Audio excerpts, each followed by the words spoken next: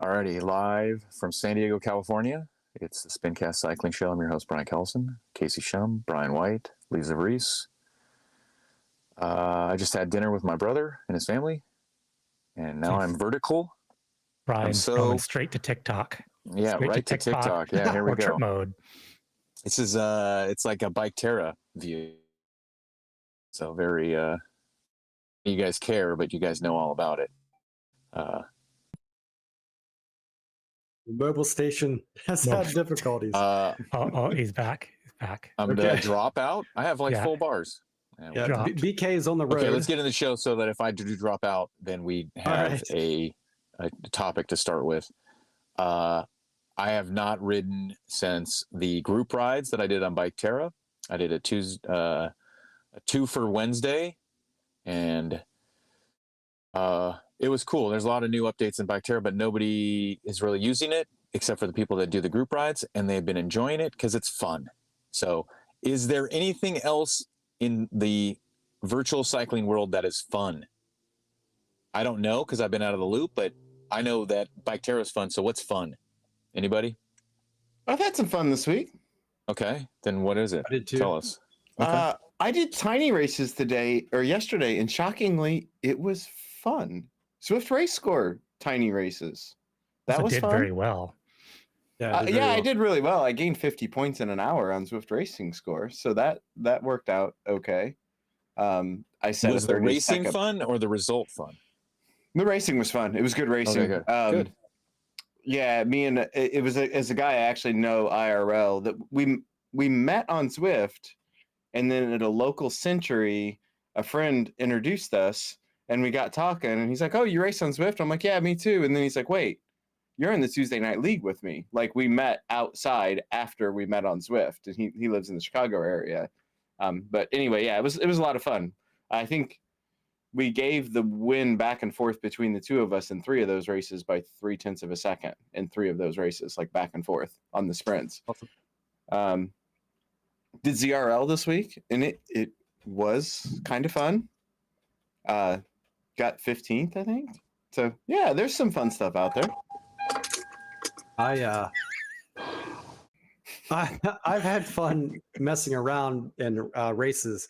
I'm enjoying the race score because I'm racing against much better competition is what I mean. Like, that's the point. Is like I'm racing against a lot better competition. So it's fun because I really have to, pull out all the stops to stay in the front, or just get my butt kicked on the Yorkshire Muckle Yin. I hate that course.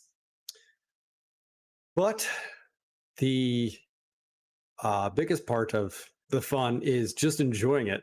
Like, I'm just enjoying riding right now. How are you, BK?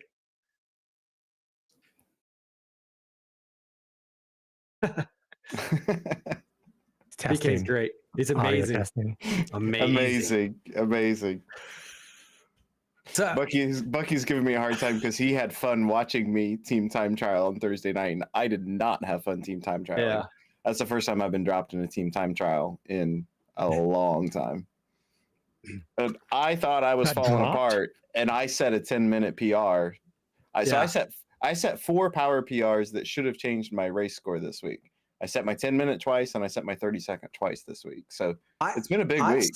I've set a new 10-minute recently, and my race score didn't change. So I'm wondering why it didn't change, because that was part of the thing, 10-minute and 30-second. I was the same way. I never had, what is it, the line with the arrow? I never got the line with the arrow in the results. Even though I set the numbers. So if my score changed because of it, I didn't get the little icon that said it did. And I didn't know it. They weren't big jumps, right? They were small pushes. And I'm not growing that much in fitness as much as just pushing myself to the limit.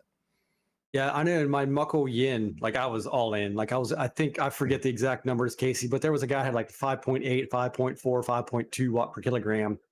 And I didn't stand a chance, I knew, but I made it to the first climb part of it, and then I kind of stuck with the second group. And on that kind of course, that's what I expect to get my butt kicked. But you give me the seaside sprint that I've been I've been beating A+ riders, you know, like the black dots. You know, I know there's no A+ anymore, but so it's all about course selection right now. And you just got to take it like, I'm going to win some or be competitive in some, and then I'm going to get my butt kicked in some. So another piece of it is, I think people don't understand the whole thing, because we're coming back. A lot of people are coming back from outside to inside. It's like, oh, what is all this? I came across someone that was saying, this is trash. I have to race elite, blah, blah, blah, blah, blah, blah. And this was on YouTube, so it took me a few seconds to figure out who he was. Found him on Zwift Power.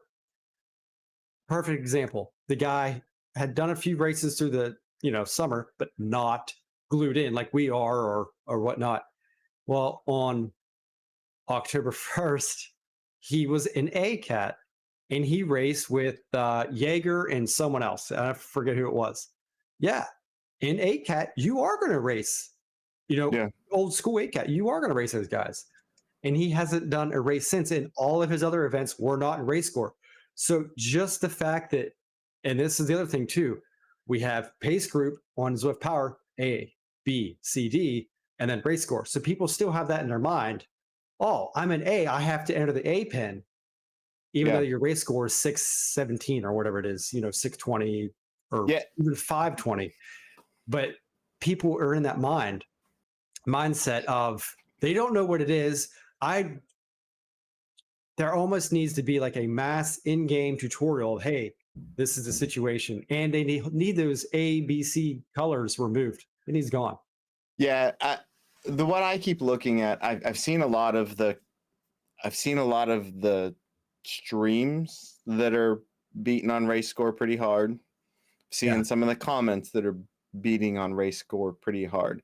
And I don't want to say that there's not scenarios that don't feel a little off. I'll be honest with you, and I've said this within this four group of guys offline. There's times where I feel like I don't belong, but then I do the race. And if you look at the race and you look at the results, I'm not off. If I'm finishing 50 percentile in the race, I probably belong there. So that's kind of the struggle is in a few of the races that I watched or the streams that I watched that were bashing on race score. I'm looking and I'm like, so you're complaining about this guy that is this strong in your race and he's blowing up the race, and maybe that stream was 4 days ago.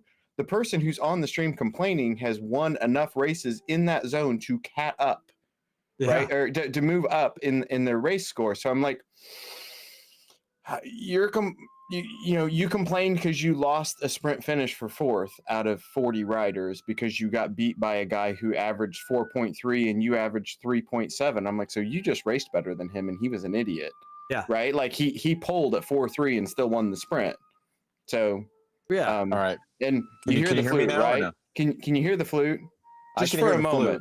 I can hear the flute. The flute that practices every week won state for the 3rd year in a row last night. So thank you all for enduring the flute practice in the background. Can you hear me or no? Yeah. You can hear me. Okay. So I want to go back to Brian's initial poster. He's analyzing they're a black dot. They're in A-Cat, but they're complaining that they're racing in elites. Aren't they an elite? So what's going on? I'm not elite, but I'm in the top group. You. No, but the person is saying, hey, we're having to race elites because the race score, but they haven't raced since they were a Cat A.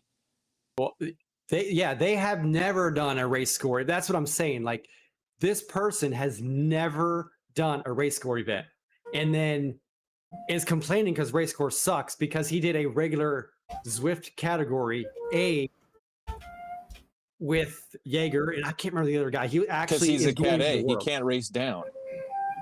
And the old system. Now he could have. He joined the wrong pin. Yeah, it sounns like he joined the wrong pin.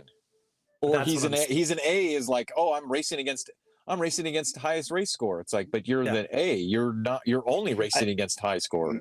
Yeah, and his race score is low 600s, but he's never done one, and he's complaining because it sucks because he misunderstood what race score is. We all are confused except for you two. Casey and Brian are the only ones that understand race score. Well, Lee, am I right? I still don't understand what it is. You guys are like, oh, it's because of this, and wait till we get more data. It's still going to work out properly, right? Because we have a clear understanding of not understanding. That's at least my understanding. I think the argument is always going to be there as long as people are looking at their competitors' power and not their competitors' results.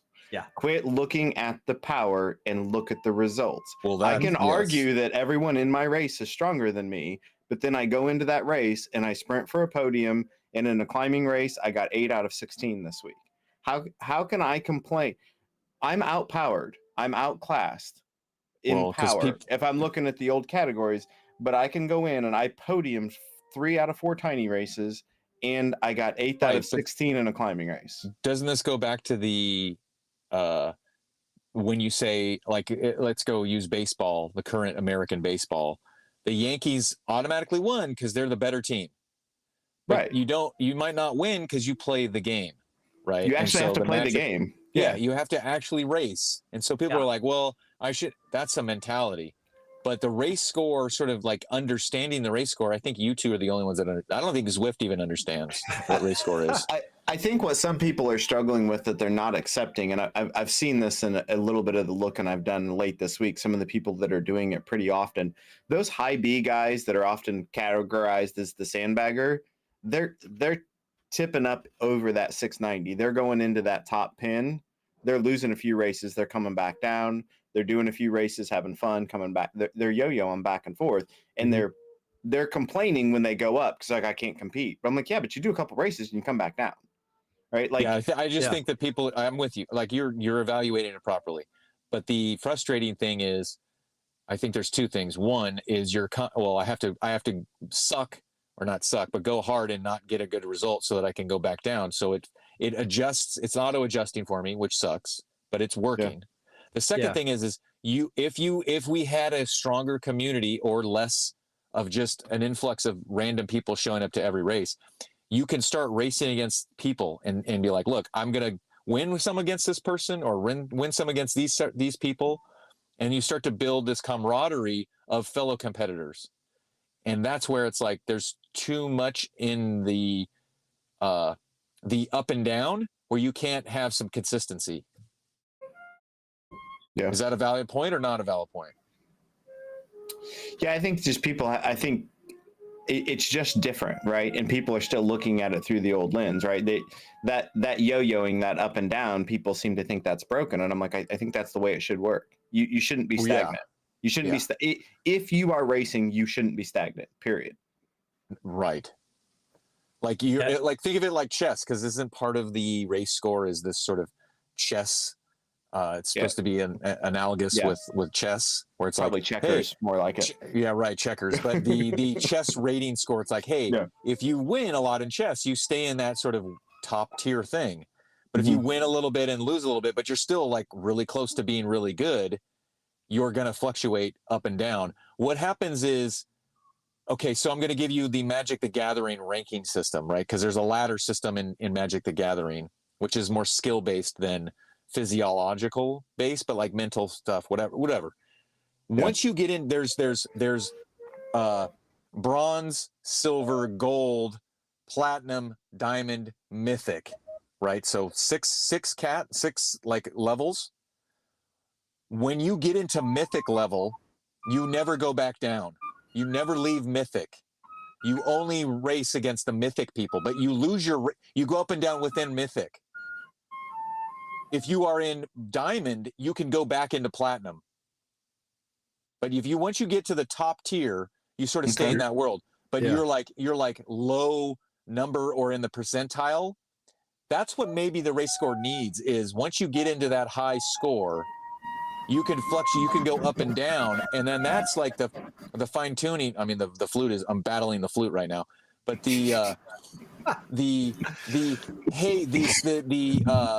what is it? Instead of leaving the top racing score rank, you stay in that, but you stay at the bottom. And so you still have that prestige, but you're not, you can try and compete with the people. That's the difference between the incentive to like, hey, I made it to a high category. I get to stay in that category. I don't lose that place, but you can't actually do that consistently because you're losing all the time and you get tired of losing because you're using a physical output of your body. The only issue with that is, say, someone in Casey's aspect, like he was elite, Yeah. and then now he's still on the upper end of the Zwift world, but if he was stuck in the elite forever, that might suck. So I do like that like, hey, I am the, gold, whatever, the high level. That is a nice. Yeah. But the my God, that flute is that she's tearing it up. I don't think the stream can hear it other than the four of us, right? Okay. Lee's covering it pretty well, I think. Okay. The I don't know. Yeah, that's it's a consideration. I think it's a consideration because I think there's people where I just want to stay in one category. Like once I reach that, if you go to the top, I stay in that category. And then you're racing against, but then the complaint from the person that we started this conversation about is complaining that they only can race against elites. And if your fitness level, you don't lose mental fitness sometimes. Sometimes your practice in a card game or a other video game that is more like mouse and keyboard or whatever, where you physically like, oh, I'm not physically fit and I weigh too much because I haven't been focused on my diet. That's different. So it's like this balance of how do we suffice the people that are complaining these little complaints, but also have good competition. So it's well, if the person is at the level that they're in the top tier and they're losing and not dropping below the score, their power has got to be way over that top tier threshold. Right. Otherwise, they would be dropping into that second category that I'm in, that a lot of us are in.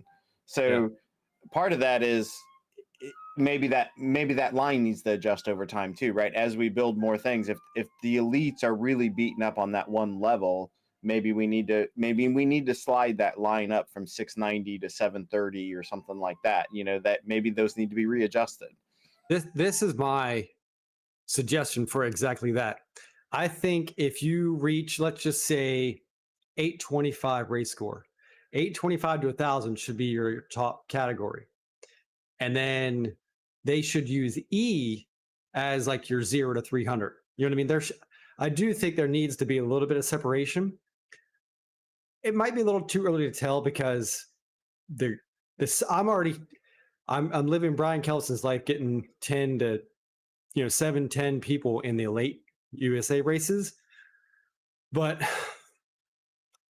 well, and that's the devil's advocate, right? Isn't it, Brian? Yeah. It's like if you change it to where, I don't want to race the elites anymore. Well, it's like, come race North America evening and you're going to race 2 people if they split the zones that way. But if you go race Europe, you got 15 guys showing up that just did the World Series race the week before, right? You got Holden and you got Barney and you got all these guys coming in here just beating the tar out of you.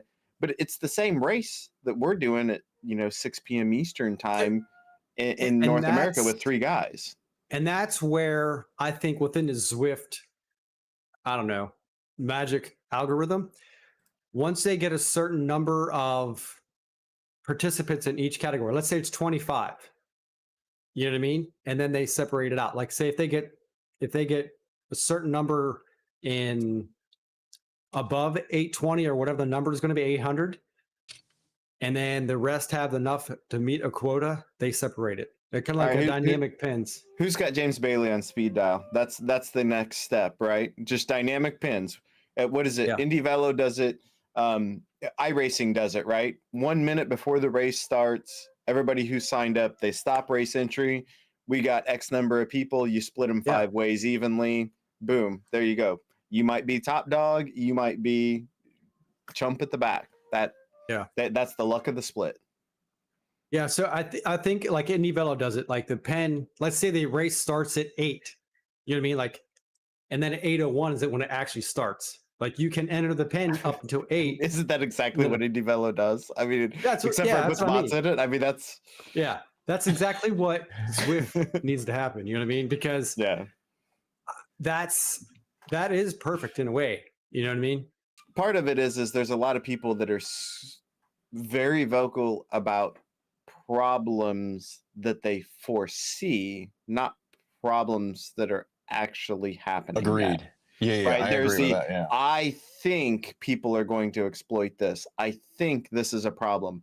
There was a lot of comments this week about sandbagging, and I'm like, I see people sandbagging, but I haven't seen it actually be a problem. Like, Right. you sandbag down to a cap that you still got to be pretty dang good to win at, and these people are losing the race. So if they want to be, if they want to park on the finish line and not cross the finish line, so be it. It's not they're not doing leagues based on it yet. You can only go. I did the math. Like, I seeded it I can only lose 90 points, right, to my floor. I can only realistically go down one category if I completely tanked all the way to my floor. So I never even thought about that. I don't even think I can go down a it's category. 15%, right? It's 15%. So Yeah, there's in a the floor, ballpark that right? we're at, it's 90 to 100 Let me points see. that you can drop. The floor is key. That is a good innovation, or innovate, whatever. They're using it. The floor is one thing, because that's based on your whatever ZMAP and ZFTP, right? That's sort of like you're Right. fit right now. You can't sandbag and go below this, right? Right. But there's the thinking, and I agree with you, Casey. There's the thinking of, hey, this is going to be a problem, and it doesn't exist yet, and then time will tell. And we've said this. I think you and Brian, and I think we all. I mean, I'll give you guys the credit, because I still don't know what the hell's going on with Zwift Racing Score. The time will tell. The data will. The proof will be in the pudding. The data. The more data we have, and then like in a year or so, of like, hey, this is going, and it's sort of like it works it out, and they'll get the bug going. And I don't get me wrong. I believe people will exploit it, and I think people will do it. Yes. But is it going to be rampant sandbagging that we have in ZCL now? Absolutely not. Like, people are not going to spend that much time to sandbag. Yeah. Because you got to lose races to do it. And like you said, with the floor system, yeah, you have done that level of power. Yeah. And Zwift is saying, we'll let you go down 15% below that. So it doesn't matter how many races you lose. Zwift says, bro, we know what you can do. You've done that power before. Hide. You can't hide in the shadows. Yeah, you can't hide in the shadows. So you lose 100 races all you want. The lowest you're ever going to be is 530 or whatever your score is. So here's an idea. Maybe these people that have these swings, right? I just did really good at tiny races. 4 races in an hour, I gained 54 points, something like that, right? Maybe your floor becomes only so much below your maximum racing score in the past X amount of time. So these guys that may go do a big run at races for a week and then be like, oh, I want, ZRL starts up next week. I want to go back to Cat 3 before I get there. I'm just going to join 10 races and finish at the back. And it's like, sorry, your floor is only 15% less than your maximum score in the last 90 days. Maybe that's your floor. That's a good idea, because if you itch that competitive thing, right, and you put out the power to get your itch of like, hey, I can win. Oh, I want to go back down. It doesn't allow you as easily anymore. You truly have to never win. Yeah, you truly have to never win. You truly can't itch that competitive edge, or that competitive itch. So, I mean, I think this will progress over time. And all I'm saying right now is I don't want Zwift to react to the complaints until we actually see a problem. I haven't witnessed it being a problem yet. I see it happening, but I haven't seen it be a problem like it is in the ABCD categories, where you have guys blowing up the race that only have 130 heart rate because they sprint and they ride zone 2 the whole time and they never show what they've got. That doesn't seem to be an issue. Yeah, or a major issue. I think part of the misunderstanding as well is, in all the documentation, Zwift has said, oh, this is an easy system to understand. Everywhere they put that, they need to release, I don't care if it's 2 pages, 20 pages, 100 pages, they need to release the math. They need to say, if you are here, here is the math. 690 plus this minus this to the exponent of this, to say, if you do this, because people need to be able to figure that out for themselves. Exactly. God, Release we're the gonna have, formula. now we have math. We have to math. Well, not now? math, but people, that's what interests people, or No, the I know, exact instructions on how it works. If you Score do this, history you do too. this. Score Yeah, history. Like a white paper. They need to put out Yeah. the white paper. because Yeah, you okay. should almost be able to you should be able to figure this out yourself. You should be Yeah. able to look at a race, see everyone's race score, do a race, and say, oh, I came 3 points higher. Oh, my race score went up 5 points. Like, they should have a calculator that if you do this, this is what's going to happen. Yeah. But I also, yes, I agree with that. But I also agree with the good stance that Zwift is having right now is they're not knee-jerk reaction to try to fix these with a whack-a-mole. They're not doing the whack-a-mole, at least from my perspective. You guys probably know better. Agree. But they're I not agree. not doing the whack-a-mole on this, which is good. Oh, it is good. But in general, I mean, ZRS is a better system. I just find it humorous that the amount of flack ZRS is getting compared to the super sandbag ABCD class. Like, there is more hate and social media presence against ZRS in the last month than ABCD ever got for 9 years. So I can tell you, so back to my tiny race experience, right? You know, Zwift Race Score. Us bees, we're having fun. We're chatting in chat. We're having a good time, right? Like, we're kicking butt, beating on one another, all that. We go through the finish line, and all we have is just absolute toxic chat because somebody's blowing up the A race on a complete garbage setup. And I'm like, okay, Zwift, if you're going to fix something, it's not race score right now. Can you fix that? Those poor guys in the A race were chasing somebody that had a 20 watt per kilogram sprint and averaged 5.8 or something for the race. And you know, we had pro level guys that were just absolutely like screaming in chat, like, you're ruining the races. And I'm like, okay, I'm not saying that the Zwift race score is not perfect, but those poor guys like deal with that every day. And I got level. some reckless speculation. Bucky's just gave me an idea about how race score works. Eric Min watches every single race, and he adjusts your score based on what he thinks you did in that race. And he just watches race feeds 24 hours a day. That's all he does at Zwift. That's a great idea. I like that idea. Yeah, that is today's reckless speculation. Yeah. Well, for you iRacers out there, Eric Min is the brother of Nim. If anybody get the iRacing reference, I bet somebody will. I don't, but that's good. I like being on the outside looking in. The guy who does all of the relegations and calling people out for unsportsmanlike conduct and like kicking them off. You got a week vacation. Sorry, it's Nim. Is his name in game is Nim. So if you put in a complaint about riders unsportsmanlike and, you know, swearing in chat and being derogatory, all that, Nim is the guy that comes after you. So it's Min spelled backwards. Yeah. That is funny. Hey, did you do Sunday Race Score or Sunday Race Club, Brian? No, I got to work today. So no, it was in, I wanted to, cause it was in Belgium. Granted, I was in Cat 3, so I wouldn't have been able to, you know, do well again. But I should be able to do it next week. Finally get the weigh in, adjust my weight. That'll be exciting, because then I'll actually be able to be competitive in Cat 3. Might not get in the money, but maybe stick around for top 10. Because Cat 3, in my opinion, is going from basically it's stepping up almost to, I don't know, a whole nother level of people. Like, these guys are really good. So it's going to be really another difficult. Race Score. It's like stepping up to another race score. Basically, yeah. Yeah. Right. From what I've looked at and from what I've seen, it's pretty. These guys are really good, and this is like on the verge of your AA plus guys, loosely, just from the little bit of investigation I have. So it's going to be tough. Have you seen? These guys are all good. Are you doing stuff on MyWhoosh, like just for fun, or just like training and riding and doing anything? Has there been a new season pass? And are you seeing more people because of the World Championships? Seeing more people, no. I think MyWhoosh has a problem with the amount of worlds they have, because like this morning I wanted to find a race because I didn't want to do Stage of Watopia, and the race score race was in Muckle So I'm like, oh, I'll go to MyWhoosh. Well, there was like 4 events, and I was like, I have no idea who's going to be here. Hell with it.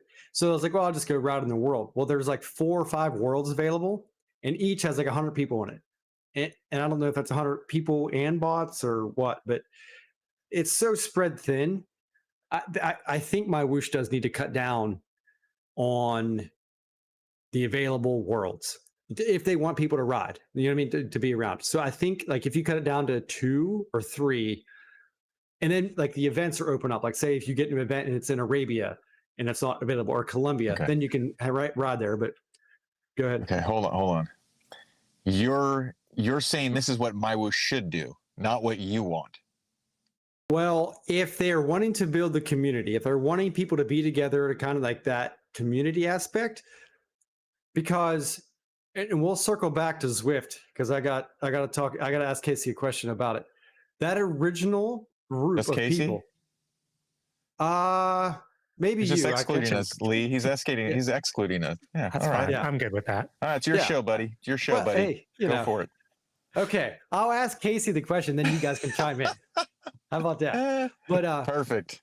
There's so many people spread out. Like if you have a smaller availability people can be, they're going to start chatting more, seeing more. So they're, hey, you know, I saw you yesterday. But instead, they're going to be Belgium, Australia, Arabia, and somewhere else. So they'll never see each other. That's what I'm meaning. And I picked up on in the race, whatever their MyWhoosh podcast is. I think they're going to eliminate a world with this next new big update. They are bringing Japan. It's not officially confirmed, but This is reckless. Is this reckless? Matt Smithson kind of stumbled over Japan on the podcast. Get the sound playing. Play the sound. Play the bumper. He stumbled over Japan. Speculation. And then there's been enough rumors going through the MyWhoosh circles that I think Japan's coming, which is kind of a slap in the face to Zwift because of that's what we talked offline about this. What happens if MyWhoosh has the real Mount Fuji climb? Yeah. Oh, I'm not saying I want to go climb Mount Fuji. I don't want to climb. Really funny. Okay, so I have a follow-up to Brian. If anyone wants to chime in, but I'm going to do my follow-up. Anyone want anything more before we get into this? Are you staying on MyWhoosh? I have staying on MyWhoosh. I'm staying on MyWhoosh. Yeah, go ahead. MyWhoosh. Okay. Didn't like a month ago when you bought the season pass, you complained that they rotated the maps. I was going to call out for that too. Okay, good, Casey. Good. Old rotate the maps, but not the one I paid for. Yeah, right? Exactly. That's the thing. That's why I asked you. Yeah, but that's why I asked you. Is this what you think MyWhoosh is doing, or is this what you want? Because you were complaining about this, and now you're saying this is a strategy they should go. Well, because of the lack of community. Okay. That's okay. So maybe I wasn't clear. I like roaming around MyWhoosh trying to learn it because it's something new, but there's no community to it, and I think that's part of it because everyone's spread out. I want all the worlds to be available, especially the one I paid for, because that really irritated me, because it happened like 7, 8, 10 times to where it'd say, hey, purchase season pass to get to MyWhoosh world. Well, you know, but now MyWhoosh world is available for everyone. The 14th, it ended the season pass. So now I don't know the dates, but it's like 4 or 5 days a week it's available. And it's a phenomenal world. Like I love it. Like I really do. Yeah. If you didn't pay for MyWhoosh and you've got MyWhoosh installed, go check out that world. It really is. It's beautiful. Yeah. And let's see if I'll pull up MyWhoosh real quick to see what the actual dates are. And this is something about MyWhoosh that's annoying as hell is the amount of information available for routes and whatnot sucks. Like the world schedule, you can't find the routes. Like they need a third-party site to publish all their information. Yeah, and there is I don't know what they'll get into, but there is a MyWhoosh info site that's kind of like Zwift Power, so maybe that'll develop into it. All right, let's discard that. Casey's laughing at something, so somebody must have posted a good response or a No, good I'm question. laughing at that you actually didn't react to that when they need a third party site to publish their data. Oh, I'm about to react. No. I had it in the back of my head, like, no, they don't need it. They need to do it themselves. I'm just picking Well, on you a little bit. I know. Yeah. I caught it. I just was So letting him finish his one thought. thing that did click with me though, and this might have been where Brian was going, and I don't want to go back to Zwift, but something that came up this week through an old Zwift video that just clicked something. Like you're saying, I don't know if there's more people on MyWhoosh. Even if you ride, you don't necessarily know if there's more people on MyWhoosh. And I'm like, the early days of Zwift, when I would get on and there'd be 5 riders, right? There'd be 5 riders on the entire Jarvis Island. Like you talked to them because they were the only people there, right? Like you were sitting in the awkward half-empty room, right? With the guy across the room, you're going to at least like, nod and shake your head at him kind of thing, right? And I'm like, but wait, we had the blue guys on the road. And then it dawned on me, like MyWhoosh, you can't tell the blue guy's a blue guy, right? He looks like a human, where in Zwift, the blue guys didn't show up on your riders nearby. They were on the road, they were blue holograms, but they didn't show up in your riders nearby. So I could still see the guy that was 50 bots away from me that was a human on my riders nearby. He was the next guy in front of me at 50 seconds, even though there was 30 bots between us to get there. Like you still had that feeling of here's the people. And when it was a small community like that, you started talking to people, right? Like that's how I got to know Scotty Weiss and some of those guys. Is when you logged on, like you were excited to see 8 people, and you'd like grab somebody's wheel and you'd ride with them for an hour, just like, oh, we're riding about the same pace on Jarvis Island. Maybe someday you guys might get to ride that. I remember trying to find your friends, because you all start in different parts of the world, and you're like, where are you? I'm over here. Do you want to ride together? Well, let's see if we can find each other. Yeah, it's like Rust, right? You'd spawn on the opposite side of the world. Yeah, see, that was the discovery. So there's something exciting about discovery. Like, hey, this wasn't programmed, like you couldn't find other people riding. Or now that's not a discovery thing, it's now a hassle or not a feature. And so you can't tell who's who. You're a bot. And so if you do see somebody that's real, it's harder to pick them out. And so I'd forgot about the blue bots. Yeah. Zwift had bots before anybody else did. Yeah, and that's back on, we'll get to that, but the resurrected old video, good old Jonathan Pate had this little YouTube video out there that's like got 150,000 times more views in the last week than it ever had. Like, what has happened? Stagnant. He might have got monetized after 9 years or something. Yeah, that video has been going around. I did want to comment quick on MyWhoosh, because I just did a little bit of MyWhoosh, just checking out Sunday Race Club before we got on here, and just a shout out to some of the amazing athletes that are on there. I watched Gabby again, and those ladies races, she was clicking through after she crossed the finish line, clicking through those climbs. She got second place. She did phenomenal last night, but she did 5.6 watts per kilo for 14 minutes on one of those climbs. Like, wow, at 300 watts, and she lost by 8-10 seconds. Was it Mary Kate or something like that? Just got away from her just right at the end. But I started looking at those numbers, and I'm like, holy cow, these people are crushing it. And then when I flipped on the men's, and I'm sure the ladies were this way too, I just don't recognize the names as much. Most of that Cat 1 of the men's were it's the who's who of who's going to be flying to Abu Dhabi in the next couple of days for getting ready for next weekend. Ollie Jones and some of those guys were in the Cat 1 race. But there's some impressive efforts going on over there. Right. Well, congratulations to them that are doing that, like her, like Gabby, but also the other competitors are in those really hard races. I mean, the competition is being pushed further and further up. And I want to just say kudos to Gabby and Nathan. They've rearranged everything to be up at 2 o'clock in the morning. It's 3. Yeah, they're my time zone, guys. They're 3 a.m. Yeah. So like that's a complete commitment to the whole setup. Like, that's obviously in the American side of things here, but like that's a full family commitment to Sunday Race Club. Gabby got me digging into something, and I'm going to challenge you guys. I think Lee's posting the link there. Come to our Discord. I want to know everybody's little trick for performance modification trick from a supplement perspective. Gabby's talked about she took baking soda before the race. And I'm like, I got to go look this up. What's baking soda? So everybody come to Discord. Let's talk about what's your little thing. I know there's some beet juice guys out there. I'll share mine in Discord too. But I want to know what everybody's little performance hack is. Yeah, I've done the beet juice before crits. Oh man, ZRL. I still have bottles of PR lotion. So yeah, I'm definitely team baking soda. And what we can get into it later. So I have a degree in exercise science. And I didn't know that.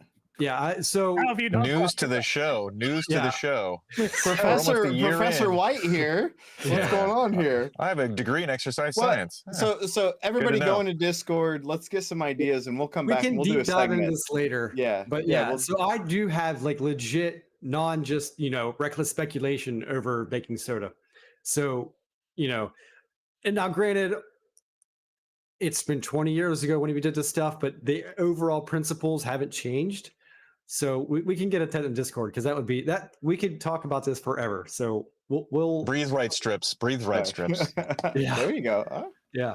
I've seen that a lot. Okay. Yeah. So I went from on the track to be a physical therapist to a coal miner. Not the exact career path someone chooses, but hey, that's how things go.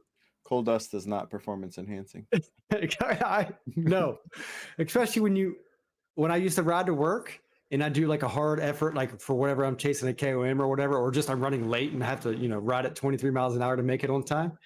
I would literally hawk up black stuff from the lungs. But isn't like the carbon monoxide a thing that came up during the Tour de France? Like the low dosage carbon monoxide training. Did you guys hear about that? But yeah, I didn't look into it, but I remember there was some scandal about. Don't say that. We're gonna have one of our viewers out there huffing on a tailpipe somewhere. Oh yeah. But the coal mining, I was just kind of related to the coal mining where you're getting that car because coal is carbon, right? Okay. That was fake. That was in the garage while the car is running. Yeah. Right. No, but I think some of the pros were being asked about it because it was reckless speculation within the pro peloton. Right? Yeah. Okay. Oh. All right. But yeah. So. All right. Go ahead. We're still on MyWhoosh. Or are we gonna try this Zwift? I'm good. Right. Yeah, MyWhoosh is good. There is a little break before I think they want to get past World Championships. So I'm looking forward to World Championships. It's next Sunday. I don't know the time, but next Sunday. 26, yeah. And shout out to one of our Twitch buddies, right? Teppy got one of the wild cards, right? Yeah. They named 21 and 22. It was Teppy and another guy. I've got his name here. Daniel Turek and Teppy got the UCI wild cards to go to the finals. So, wow, yeah, very cool. I think Teppy was battling through some injuries and some sickness. Yeah. So if he's on form, good for him, man. I'm excited. When I saw that announcement, if you remember, Barney said, "I got a little tidbit about Teppy," and I don't know, maybe you guys knew. He probably knew. No, he probably knew, and he just tipped it out, and then boom, it was it. A week later, I picked it up from I picked it up on In the Drops yesterday. They had Emma on there, and Emma was a great guest for them, and she shared that was on the UCI website, and it's published on the UCI website. I verified that. Yeah. So that's awesome. Remember a few years ago, Teppy did the Everest challenge and got the Tron bike during a free 7-day Zwift trial. Oh yeah, yeah. That was also nice. Maybe the first level 100 too. He was pretty stupid with that one too. If he wasn't the first, he was like the second. Because yeah, that was insane. And he's also done 100K for 30 days in a row or some shit like that. It was something crazy. Yeah, so he's a phenomenal rider. Hey, is the 101 levels in Zwift is that a thing, or is that just my email says it is? My email keeps telling me just next level 101. Anybody else so it's getting out that? or it's not out yet? No, it's not out. It's I don't think it'll ever be out. We're just getting eternal drops. But if you're level 100, you get an email from Zwift every week about like rah rah, keep it on, like their marketing thing. And all their marketing thing is doing is it basically has like insert your current level here, insert Yeah. current level plus Oh. 1 here. So we keep getting an Oh, email that says we're That's a level joke. 100. Get on there, keep working. Oh, You get so we're okay. getting Zwift official marketing emails that are encouraging us to keep writing to get to level 101. Yeah. Oh, okay, got it.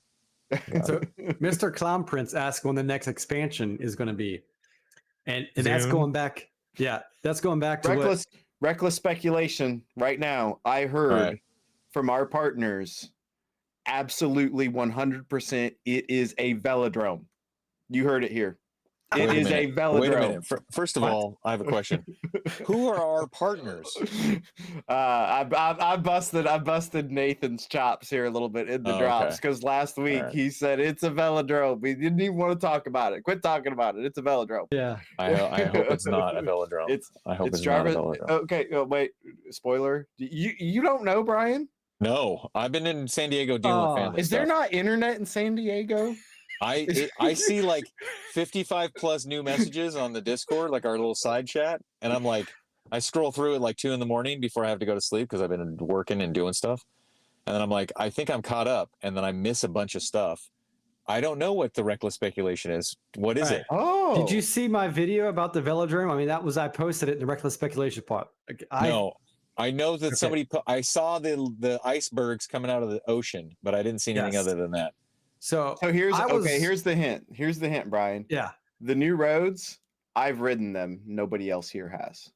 The three That's why I of was the four gonna of ask us. Casey. Okay, yeah, I've yeah, ridden okay, them. I did You three pick have up it. on that. Okay, I did pick up on that in the conversation, but I don't know what that means. Like, I know what you're saying, that it's like it's something that existed before, and then it was gone, and now it's back, or it's coming back. That's the reckless speculation. Like, we don't know, but that's what you're saying, right?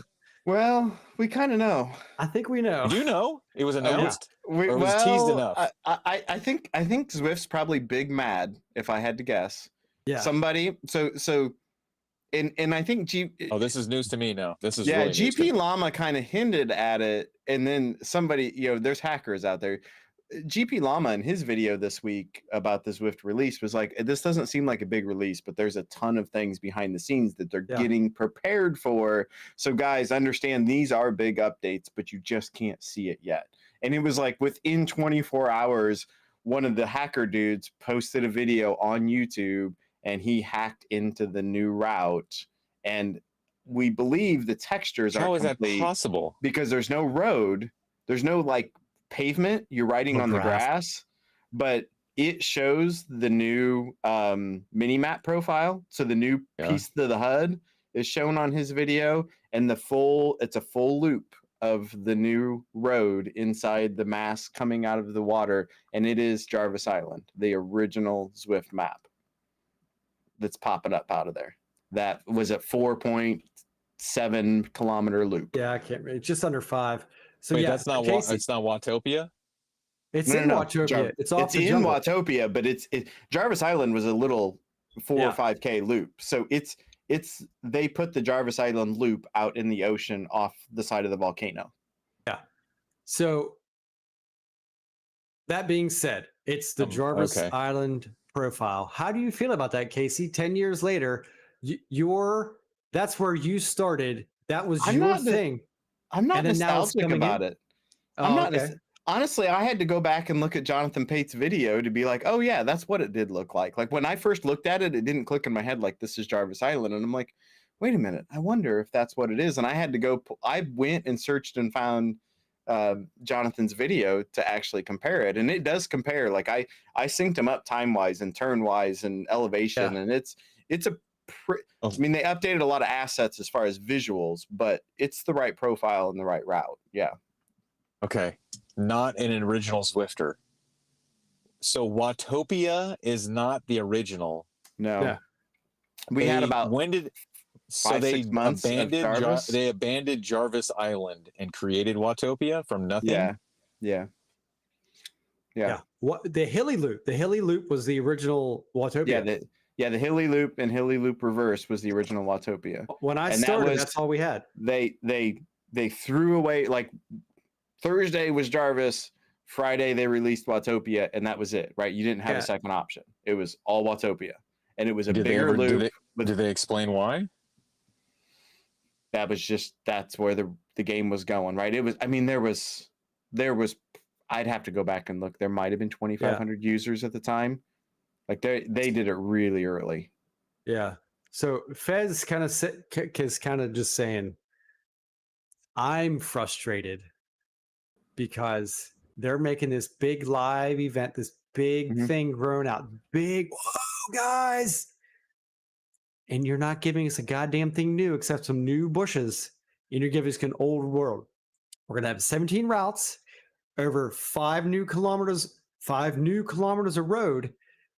But they're going to say, hey, we got 10 kilometers because But you it- can ride it in both directions. That's what irritates me. It's It'll be new a to fun. me.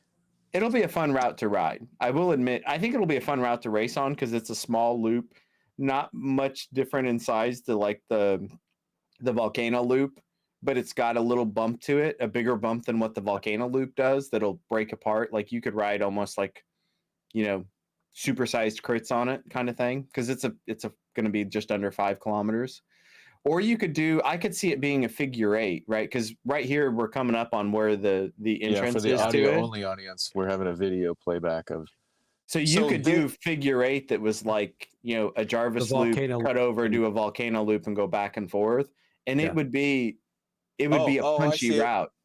Yeah. Oh, okay. Well, and The there's textures actually, aren't done. Going through the Yeah. rocks and actually, if you stuff. also look close, Right. look at the top right. They've changed the HUD to show Yeah. the route.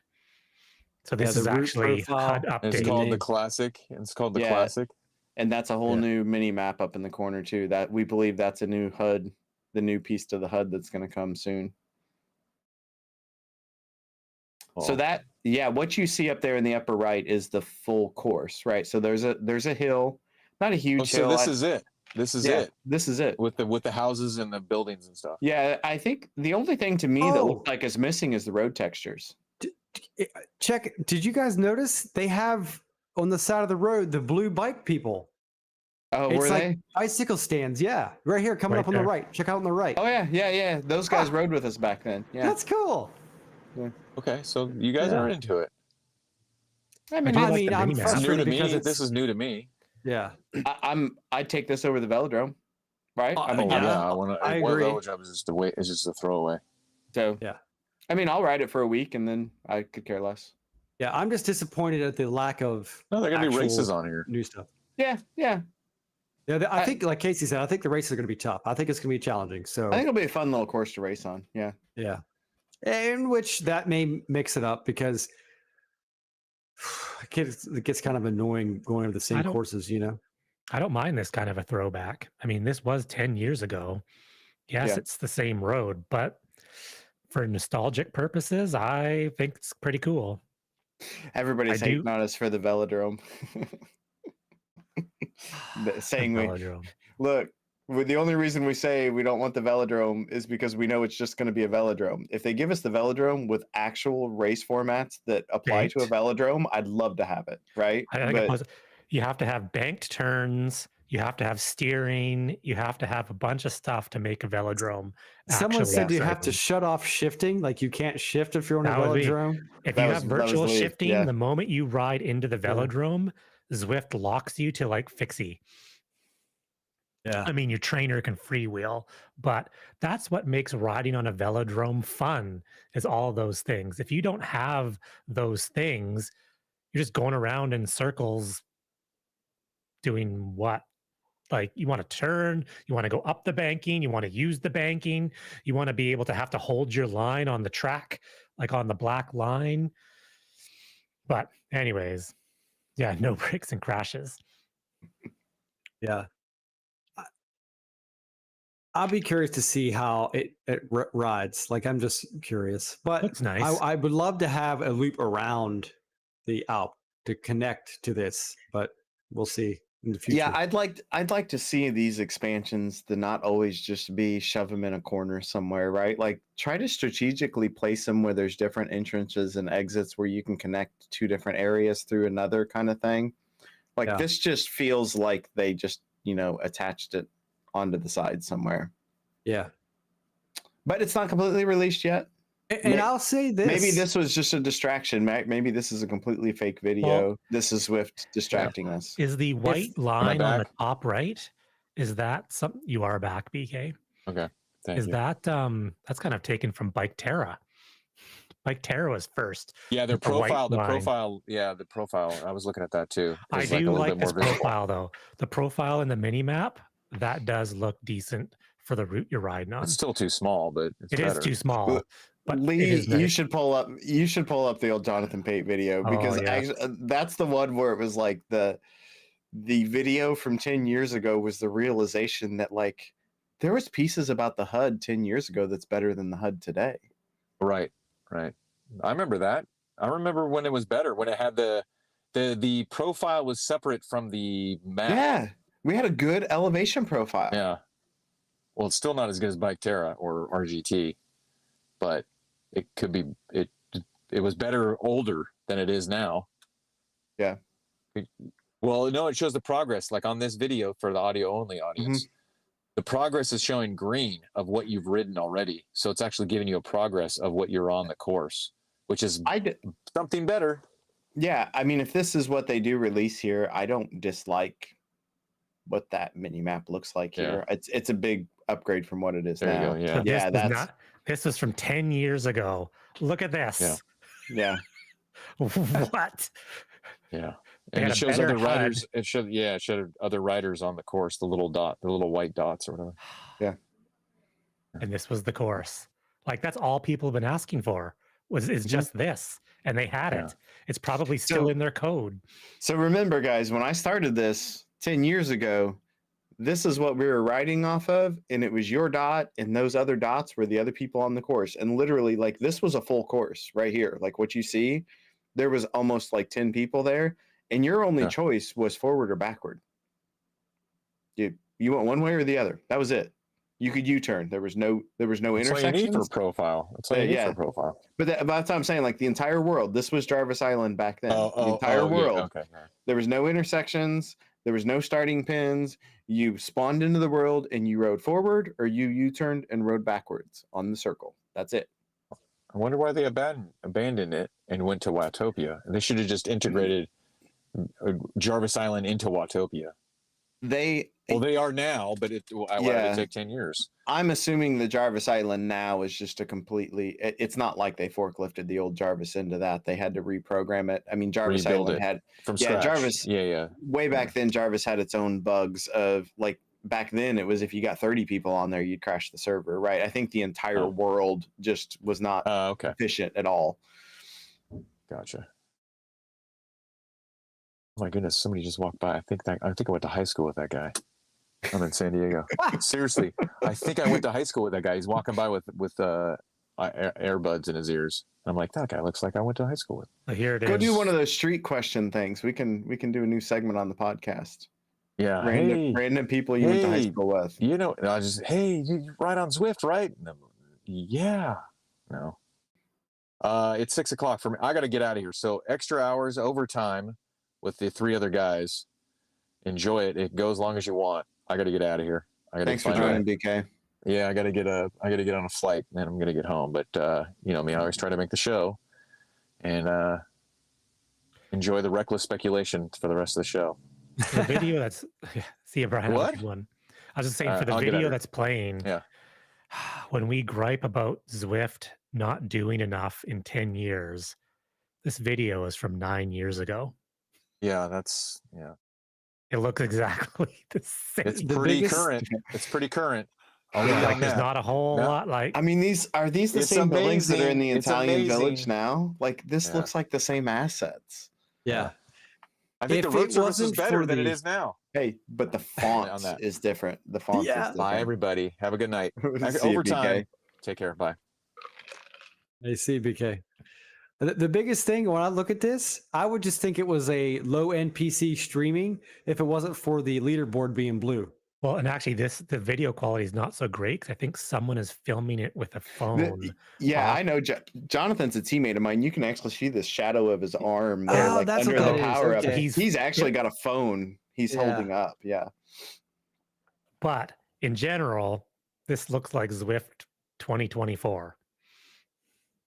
If you look at this, you immediately be like, "This is Zwift." This isn't like. Yeah. So, take a Mario game today and grab a Mario game that was current 10 years ago and put them side by side, and you'd be like, "Oh, that's an old one," right? Like, yeah. Well, that's what, when I first saw that, when this video first got posted, like I say, this has probably gotten 100,000 views now. When I saw the top right and I saw the profile, I went, oh my gosh, this is the new HUD. And then I looked at the video date and it said 9 years ago. And I was like, oh shit, this isn't the new Yeah. HUD. This is 9 years ago and it was better. I'm actually surprised my name's not on the writer list, like writing at this point. Jonathan and I rode together a Well, lot. that's what I was in the looking early at. Is days. there anyone that you can recognize on that list? I don't recognize any names. How many of those on this people are list. 100 or not Yeah. level 100 by now? So this is something else. Getting back to the old school Zwift here. I went back and I was trying to find a race where me and you raced together, Casey, from back in the day. Yep. And there was like, 5, 6 people total, like you were saying, very few people. And I went through clicking just to kind of see who they were, what they were doing now, how many kilometers. Majority of the people from back then aren't even riding Zwift now. Like they're not even on the platform. So Okay. I was kind of surprised. No, I went through like 10 races and I knew there was a couple me and you were in together. You were still elite at that point. You were still in the A where I was in the B, but I was like, man, everyone I click on, they don't even ride Zwift anymore. So It's surprising. Yeah, I can't say with confidence. I just looked up Jonathan because I've known Jonathan since my early Swift days. Jonathan is user number 2100 and something. So we did have over 2,000 riders or users on the platform for Jarvis at least. So we at least broke 2,000 there.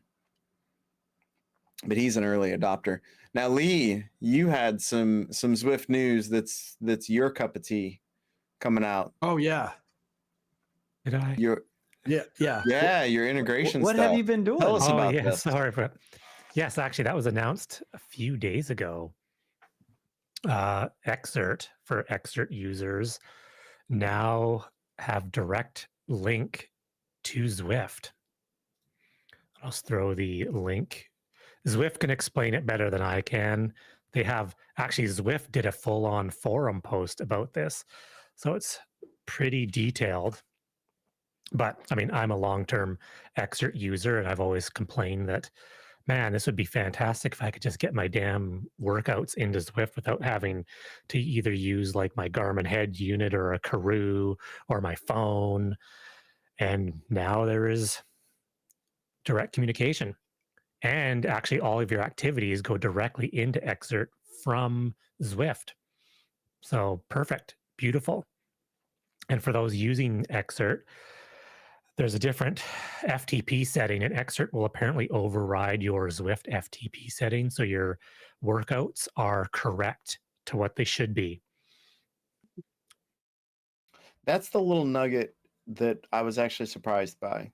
The Zwift being able to pull in external workouts like they've been doing with Trainer Road for a while was not like that's what I expected the API to do. I was kind of surprised that the API would allow them to pull in an external FTP like that. I think that's a good idea. Well, I don't know if that's cool integration. Yeah, I've been trying to test it. I don't know if it changes your Zwift FTP, but just the problem is like Zwift, you either do an effort in Zwift and Zwift says, here's your new FTP, or you manually set it. I'm sure most of the people manually set it, where Xert, your FTP fluctuates almost daily. Well, not daily, weekly. Like if you do an effort, it's constantly going up or down 1 or 2 but all of your workouts are based on that number. So what would happen is if Exert's saying that your FTP is 300 and Zwift is saying it's 290, or I did a ramp test and Zwift is like, you're like 340. And I'm like, nah, that's wrong.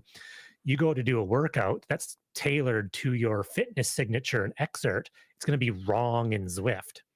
So the fact that it can do, and I don't know if it's changing it or if it's doing some math in the background to modify the workout to make it match properly, but it is matching, which is fantastic. Yeah, I wonder how they're doing that. So I do know from being a little bit of a data geek and playing manually with some workout files in Zwift, you can do some creative stuff because if anybody doesn't know this, all the workout files for Zwift are HTML files that are stored on your hard drive that you can go doctor them up. You can go manually change them. You can build them. So a lot of times it's easier to manually manipulate some of those rather than the GUI Zwift has that's terrible at updating workouts. I would go play with the HTML and play with them there. But you can set up a workout lead to be a percentage of FTP or a set wattage. So I'm wondering if in this case, is Exert changing your actual FTP in the game and sending the workouts over as a percentage of FTP, which is the normal Zwift way. But Zwift also allows those HTMLs to bring in just this interval is 320 watts. And it doesn't matter whether I do it or you do it, Lee, or Brian does it. When you open that workout, that interval is 300 watts. Like it's not a percentage of your FTP and my FTP. It's a set number of watts. So you can build them either way. Most are built as a percentage of FTP.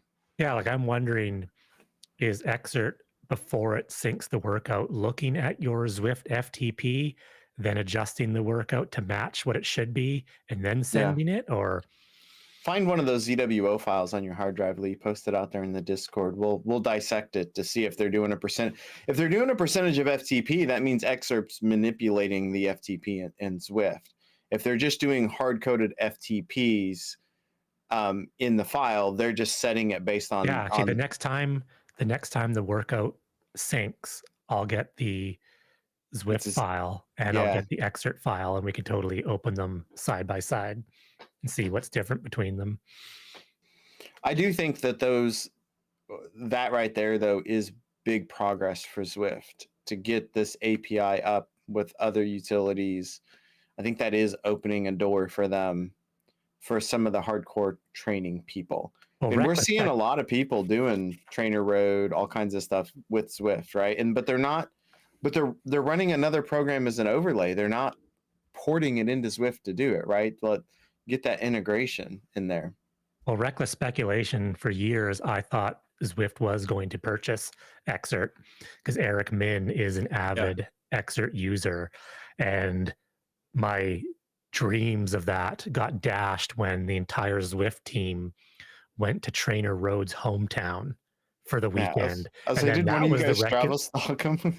Yeah, and then that was the reckless speculation that Zwift was actually going to be purchasing Trainer Road, which never happened. That'd be fantastic, though, to have an actual proper training platform built into the system. Yeah, I don't have the patience to do the science, but I will openly admit that when I feel like I want to do training, I don't want to pay for another training platform.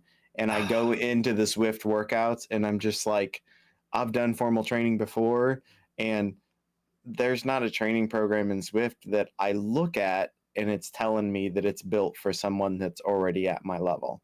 Yeah. I don't feel like they're built for even an intermediate level cyclist. Yep.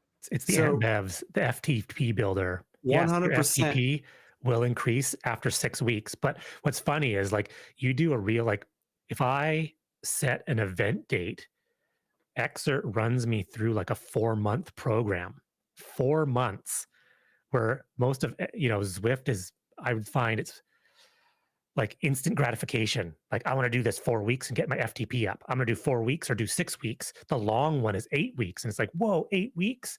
Like, it's sort of get in, get out. My FTP went up, yay. But ideally, if you're in it for the long haul, you need to train for the long haul. And see, I'm looking for stuff like, because I don't do the long haul stuff anymore. Like, I'm using like the FRR tour as a little microburst of Well, training, you race right? a Like, lot as well.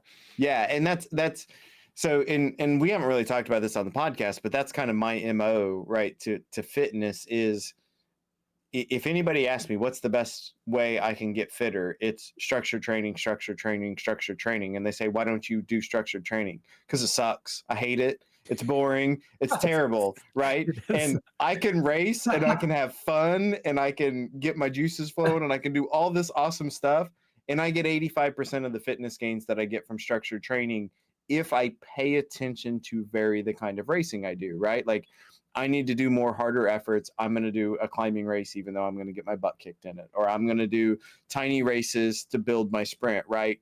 4,000 watt sprints in an hour with absolute jello legs, right? Like, so I've always raced to train, knowing it's not the most efficient, but I will do way more races and not miss workouts doing racing for training than I will doing structured training.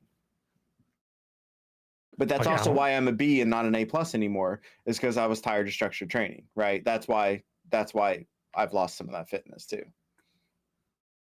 Yeah. Well, and Zwift is a different thing too. It depends on what you're using Zwift for, or not even just Zwift, indoor riding. Like, if your MO is to do Zwift races, you're training for that 30-minute, 45-minute, 1-hour effort. Like, my goal last year was 5-hour gravel events. Well, I'm not going to go in a bunch of Zwift races and be like really awesome for 45 minutes.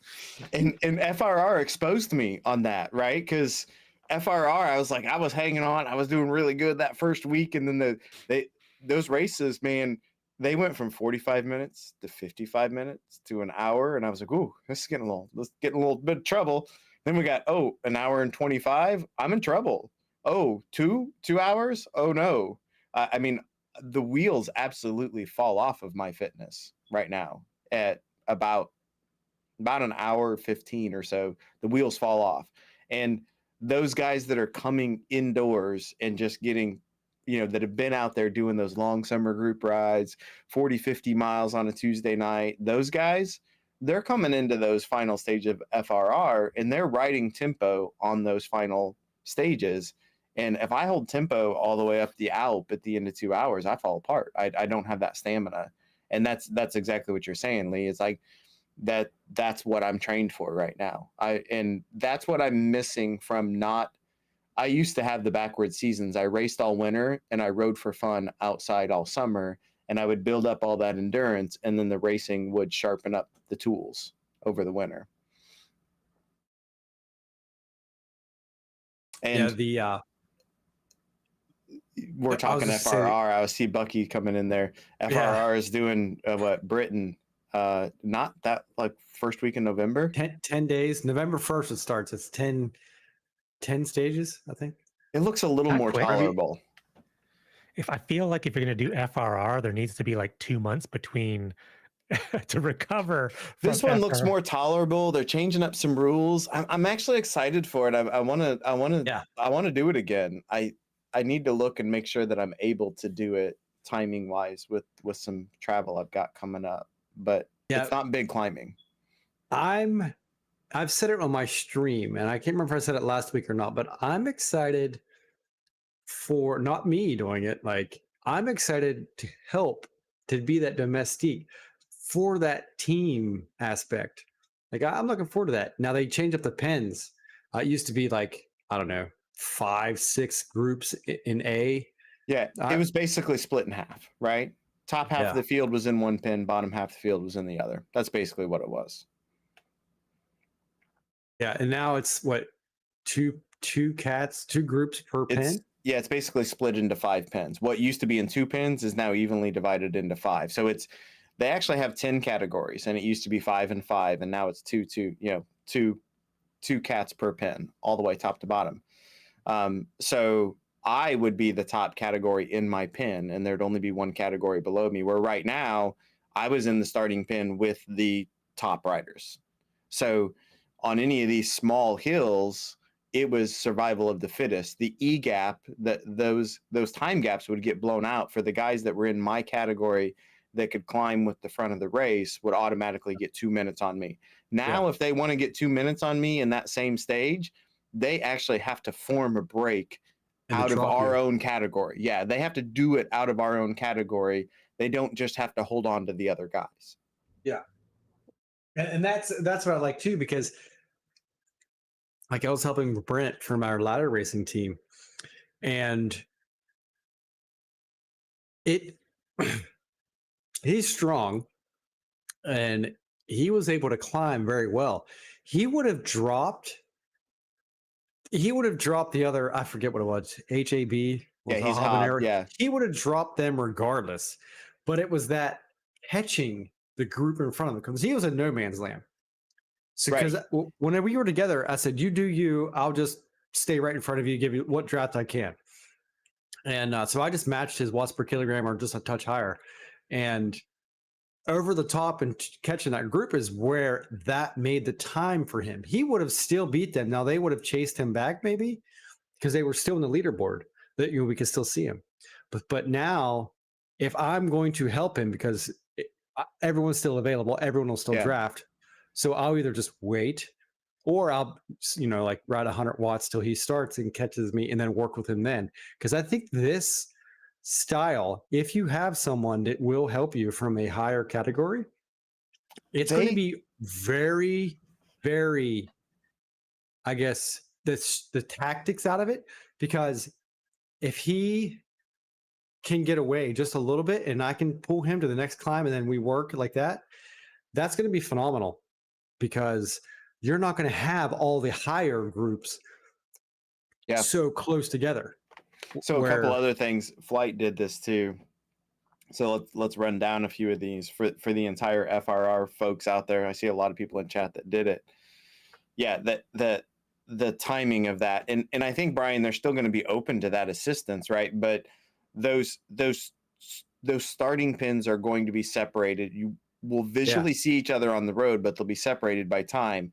So Brian White would go out in a starting pin ahead of me, but he could wait for me, and that's okay. That's within the rules to do that as we understand them. So it's okay for him. He would leave with his category that's a category above me. He could wait and help me if he wanted to. We all see each other on the road. These other rules, and I forgot about this. Thank you, Flight, for putting these into chat. Some of the other rules that they either have implemented or are talking about are cutoff times. So some of those categories where, like, I would do a mid-race sprint and just like I could just walk away from the bike, come back 2 hours later and finish the course. Can't do that anymore. There's a cutoff time, a certain percentage behind the leader, and you started getting a penalty for it. I don't know if it's a points penalty or what it was. It's like it wasn't like a disqualification, but you couldn't hit that first 2 mile sprint point and then just phone it in from there and finish 8 minutes out the back on a 1 hour race. Like, they're not going to allow that anymore. Same with the individual time trials. We're doing that. They hinted at this, and I'm glad they hinted at it, and they were vague, but they were very clear that they even, I think I read a sentence from FRR that said, if you are off base, you might want to start tweaking your weight now. Like, they were saying, in a roundabout way, he's saying, I'm going to start asking more people in more categories for some checks on this stuff. So if you feel like you might be a little bit off the side of that, you got between now and whatever it is, first week in November, to put on those 4 or 5 pounds to get yourself where you need to be to pass that verification. I believe they said smart trainer only in the top 2 or 3 categories. No more power meters. They're out. Oh, that's right. Yes, you're right. Trainer has to be connected. I did read that. Has to be trainer power. And he has, I think, a hook into Zwift to check that. So those are all, I think, just positive changes to try to tighten it up a little bit. I think he's making a run at a ZRL kind of thing. I really do.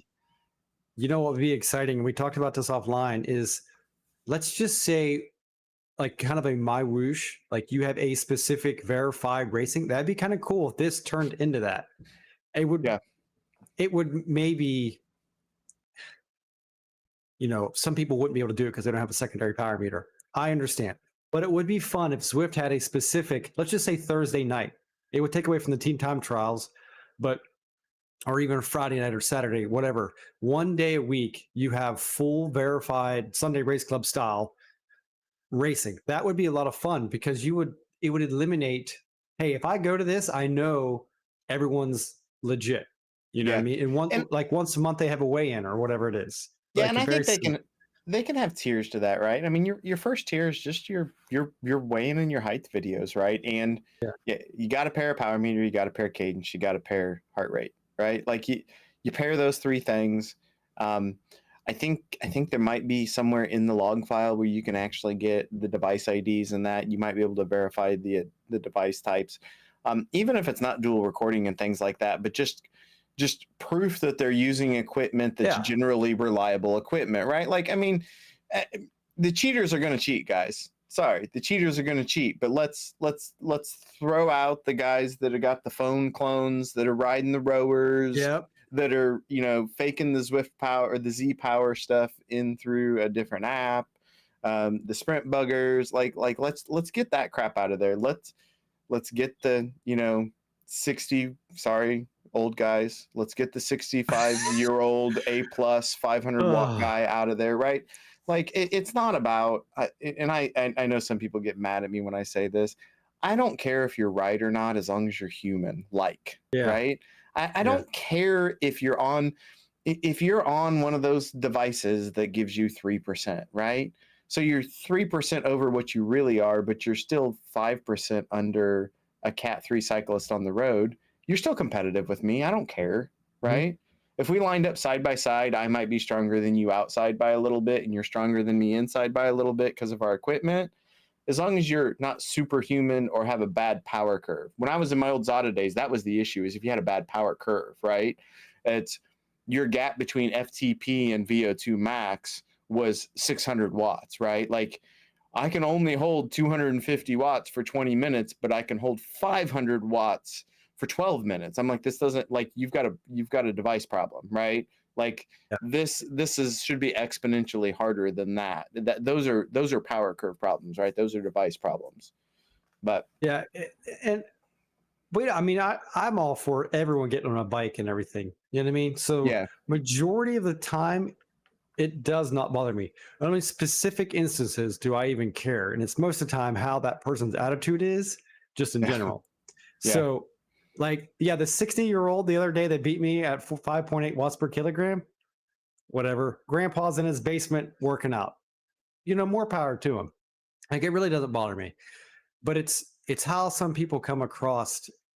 In most of them, I guess, unless you have some sort of personal interaction with them, you'll never even know anyway. So I don't even dig into it unless there's like a specific instance. But yeah, Casey, like, I'm on board with Casey. Like, it just, as long as you're not way as long as it doesn't, if they do the categories right and it doesn't feel bad, right? Like, we all been in the races where, like, this just feels bad, right? Like there's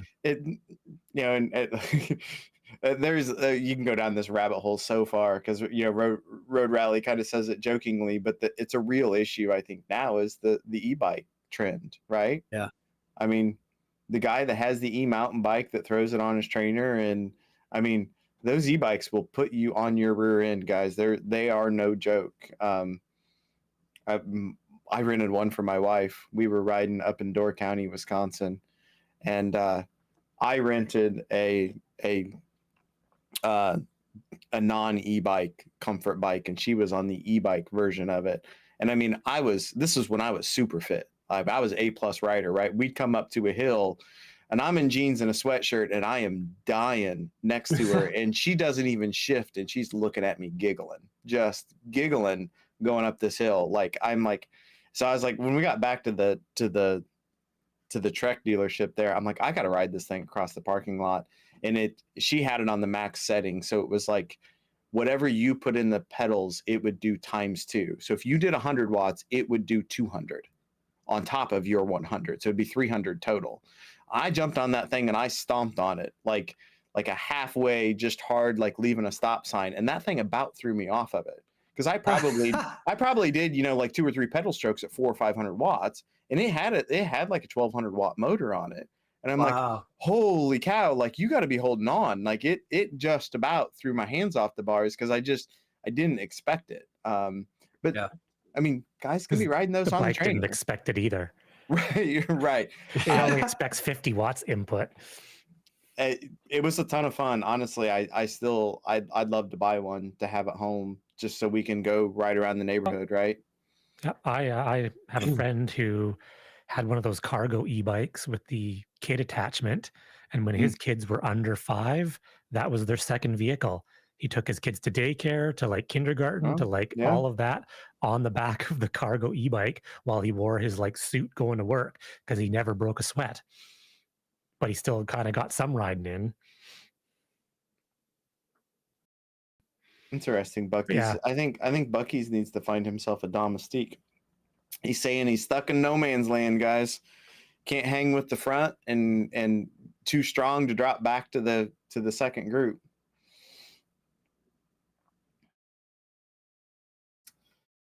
Well, I guess is that about it? Did we cover everything? I'm trying to find last year's number. That's why I was kind of like not paying attention here. I can't find it quickly off the top of my head. I'm going to say Zwift Insider had an article that said Tour of Watopia, which is the largest event, had like 110,000 participants. That shows on the screen when you first log in. Yeah, I'm logging in so now. I have a screenshot in our Discord, and this was taken on, or I'll put it in the show Discord. So I took a screenshot 4 days ago at 9:13 a.m. 120 people were signed up. I'm sorry, yes, 120,000. So that's only 11 or whatever, 11%, 12% of the 1 million subscribers. Today, right now, in 4 days, 80,000 people have signed up. I was gonna say, I think I signed up for it yesterday, and it was 180 some thousand when I signed up yesterday. Yeah, so 200,000 now. Is that where? That's I'm logging in to see. That is huge, huge. So maybe there's not 1 million actual people like right now concurrent, but maybe there is a hell of a lot bigger user base. To have 20%.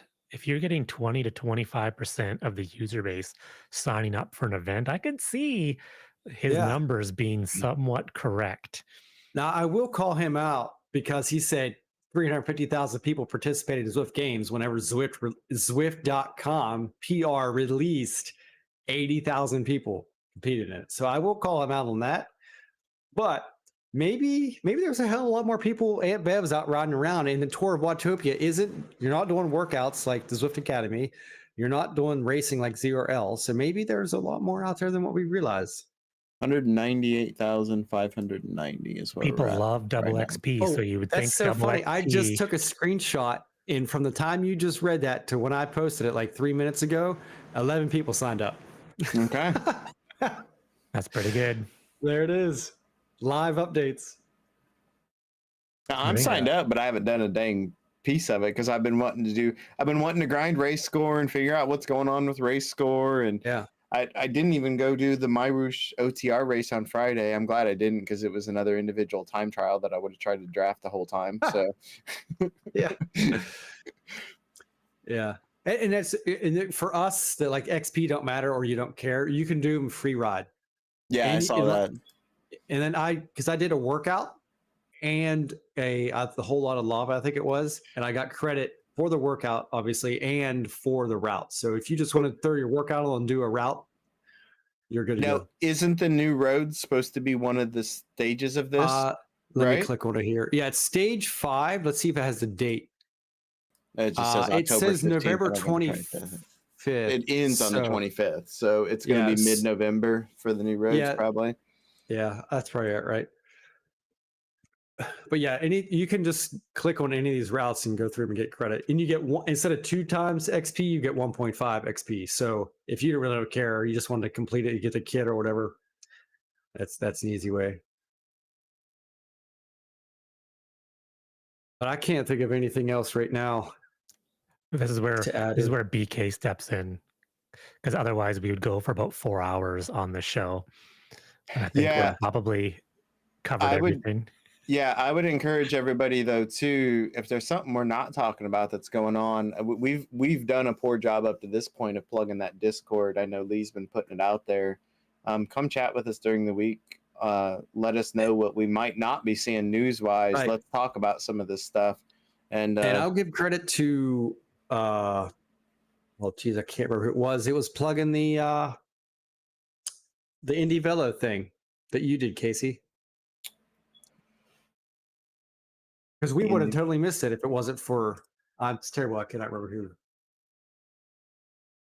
It was like the first thing in our Discord. Let me go find it real quick.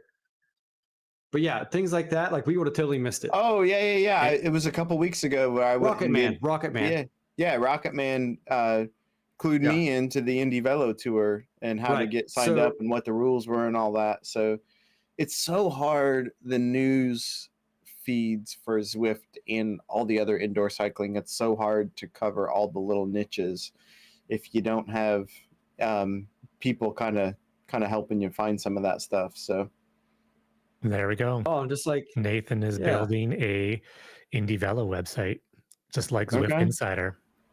Yeah. Alan Lowe, yeah, that's a good comment, Alan, because I had the same comment on Indie Velo Tour and FRR both. My initial instinct, because I'm so used to this, is just like, I'm not even gonna go look it up because they always just stack it all in the European time zones and I can never do it. FRR has a pretty good selection of time zones. For me, and I think Alan's in the same time zone as me. I'm Central United States. I think there was a 5:30 and an 8 p.m. option every day. And then there was a couple midday options. For whatever reason, they weren't doing a late night option on the weekends. That 8 p.m. option wasn't there on the weekends, just the 5:30. But there was always there was always a lunchtime option for me, and there was always 2 evening options, an early and a late during the week. So FRR did offer some good time zones, and that's usually what is challenging to me to doing those tours, is having different options through the day. Sometimes I want to do lunch, sometimes I want to do evening. The Indie Velo Tour covered that really well, and the FRR did as well. So any of you people out there that are involved in leagues and stuff like that, keep that in mind. Everything seems to really hit that midday for us in North America. They hit that European prime time, and we miss out on some of those big things. So I appreciate those leagues that are spreading it out. Yeah, I actually can't find the times. Like quickly, the actual schedule. Oh, we can post it on the Discord. Yeah, once we find it. Yeah, I'll post the link to the Flamme Rouge. I mean, if you search for Flamme Rouge too, you'll find their site. Yeah. It's the I got UK the site, but the actual there you go. times. The schedule, yeah, because the schedule just has what we're doing and when. Okay, but not the time zones. And maybe once it gets closer, they'll post the times, because I think I remember that now, that it was like 3, 4, 5 days ahead of time they posted the times. Oh, that's only 10 days away, 11 days away. Ooh. Awesome. All right. Well, does anyone have anything else? I think we are good for this week. Cue the music. Everyone have a great evening, and thanks for stopping. Yeah, we're going to have to get some flute music. But thanks, everyone, and have a good night. Thanks, guys. Oh, well, we didn't talk about the Kickr